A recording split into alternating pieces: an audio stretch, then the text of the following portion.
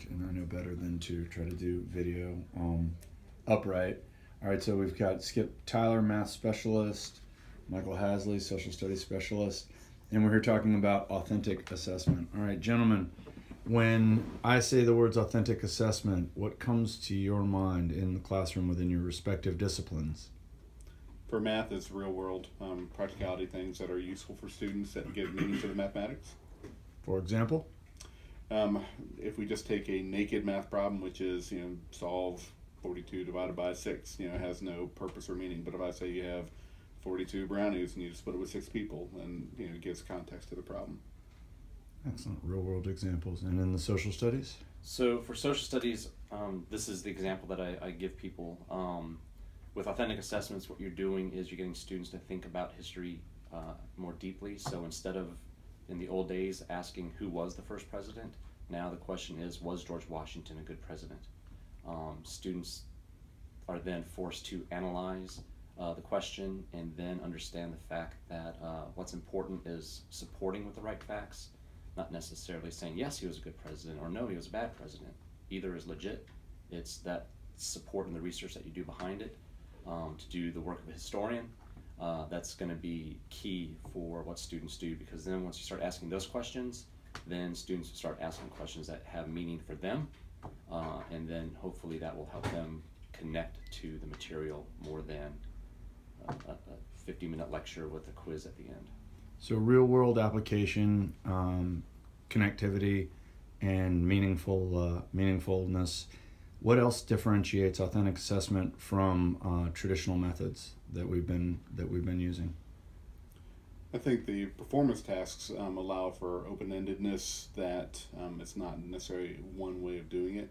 So there's multiple entry points so that all students have the ability to enter the problem. There's different thinking strategies that come along. So it's really the teacher has to have knowledge of the bigger picture in terms of steering students and guiding students along the way. So it's not about the product, it's about the process and how you get there. And hopefully, you're going to hear it a lot, and you've mentioned it before with student choice. Hopefully two things. Hopefully with the student choice element, again, that will help students become more interested and more engaged in the content and what it is that they're doing.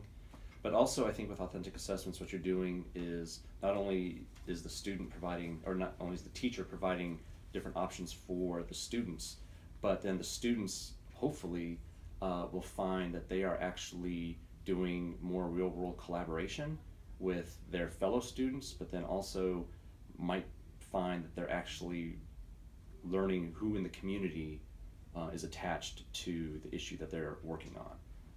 So one of the big pushes for Henrico County is community partnerships and things like that. So when students can find those in the content that they're learning, it's another layer of interest, another layer of engagement that hopefully will make this successful for the student. Outstanding. All right, advice for teachers who are transitioning from traditional assessment to authentic assessment. Beginners, what's the 101? I would say start slow. Mm-hmm. You want to have small successes. Students, first of all, might not have a lot of experience with it, so if it's new, it may freak them out. If all the teachers are doing it at once, that could be a freak out too, because now they're doing 4 authentic assessments all at once instead of just 1. So starting out small, some authentic assessments can take 20 minutes in class. So have them start there, show kids that you can think critically with history, for example. Let them have those successes before they then go in depth, where they're now going outside in community and interviewing people and pulling together data and things like that. So I would say small baby steps. I'd agree with starting small to then go fast. The students are used to, in mathematics, just having a direct, here's the answer, and am I right or wrong? And so they don't really get that time to do critical thinking. So I would say the teacher needs to do their background work of what are all the different possible solutions, so that when a student comes up with an idea, they have an idea of where they're trying to go with it and what are the common misconceptions. Based off of that, even walking around and knowing if these are the possible solutions, how am I going to sequence them within my instruction to build a conceptual understanding? I'm not going to come out of the gate and say, you had the best answer and here it is, because it's going to kill any type of discussion within that classroom. So anticipating what the student responses are, sequencing them, going through, looking what students are doing at small groups, getting kids talking, discussing, and really making it about them owning the math instead of the teacher telling them how to do it. Excellent. All right. Last question, gentlemen. Who are you reading? Who are you listening to? Where can we send teachers who want to learn more and continue this past Teacher Fest? Where can we refer them? So, Jay McTighe is pretty big when it comes to authentic assessments. We have a few books that we're doing book studies with. But really anything that's from like the Buck Institute and Jay McTighe, as I mentioned, they're kind of the leaders, especially with social studies in the state, with what authentic assessments in the middle schools have looked like. So that would be at least a good place to start. I'd say for us, with finding those tasks is a difficult part, and with the performance tasks and the problem-based learning, so we have exemplars that are available.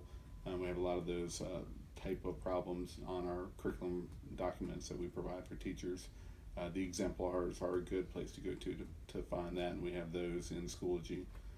So the background work, the books would be what Mike stated, but putting it into action is the difficult part of what are the examples that I can use if I've never done it before. And so that's what we try to provide within our own curriculum documents. Excellent. All right. Well, thank you, gentlemen. I appreciate your time.